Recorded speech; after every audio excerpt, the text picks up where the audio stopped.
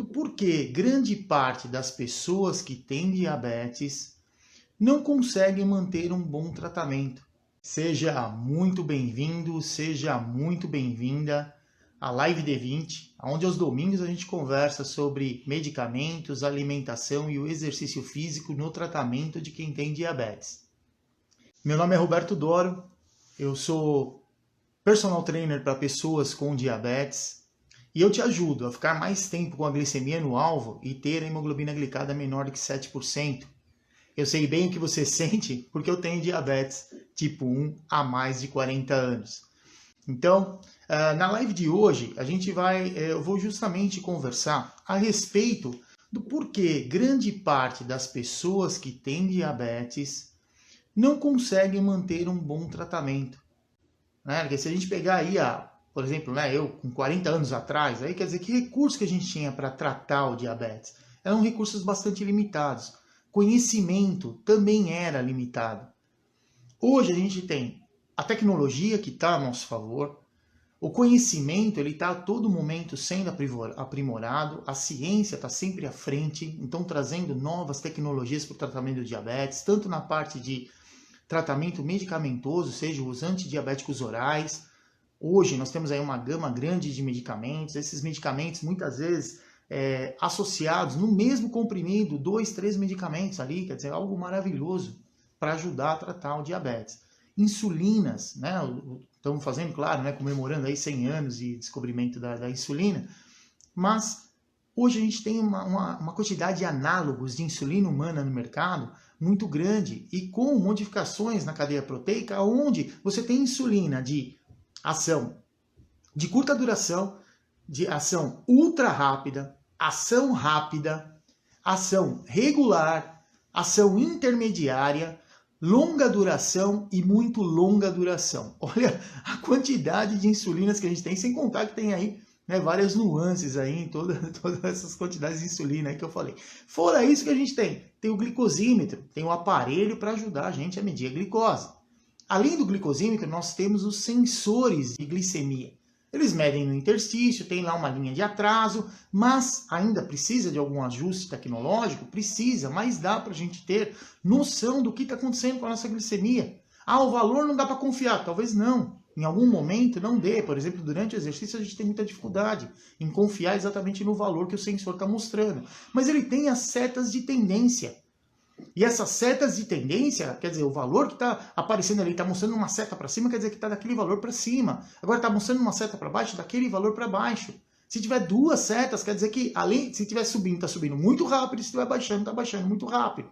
Então dá para a gente prever o que vai acontecer e tomar alguma atitude em relação a isso.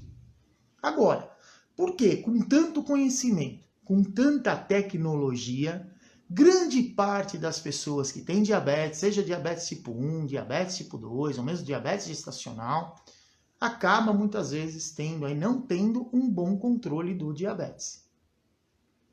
Uma coisa que eu venho falando para vocês, com todo esse tempo que eu tenho de vivência e o quanto eu estudo a respeito do diabetes, e principalmente o efeito do exercício no tratamento do diabetes, a gente sabe que para ter um bom controle do diabetes não tem nenhum milagre.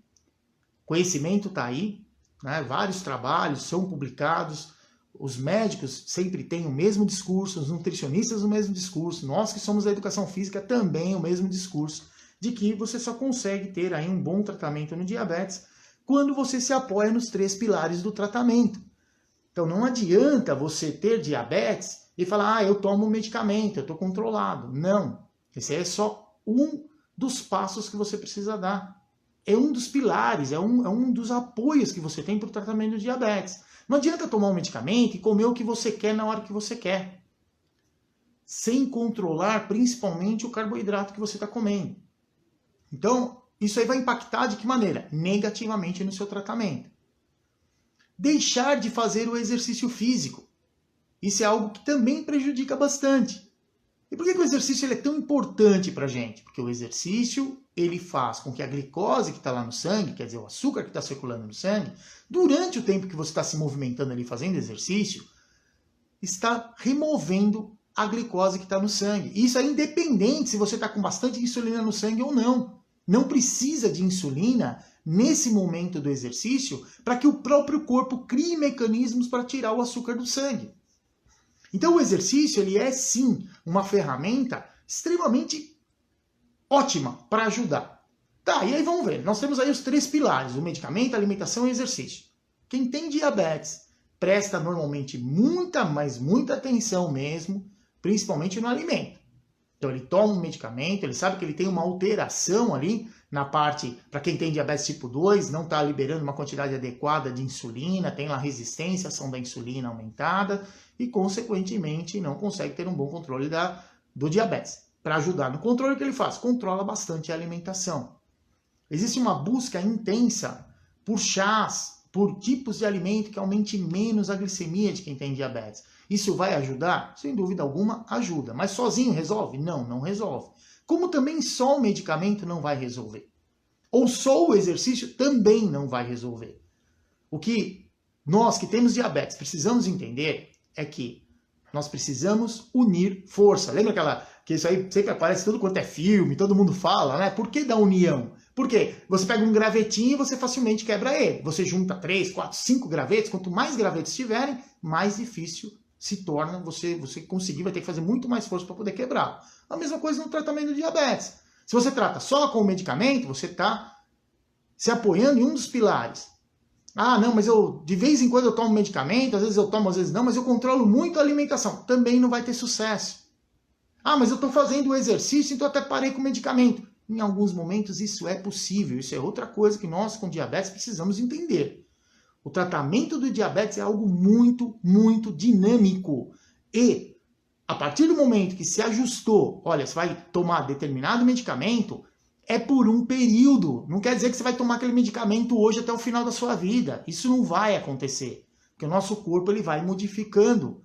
Hoje, você consegue ter ali uma quantidade de insulina que ainda está sendo liberada, então talvez com uma quantidade menor de insulina, com um único medicamento, você consiga ter uma glicemia mais dentro do que é recomendada. Mas, se você não tomar cuidado com o que você come, nada disso vai adiantar. Se você não fizer o exercício, você não consegue sustentar esse valor de glicemia.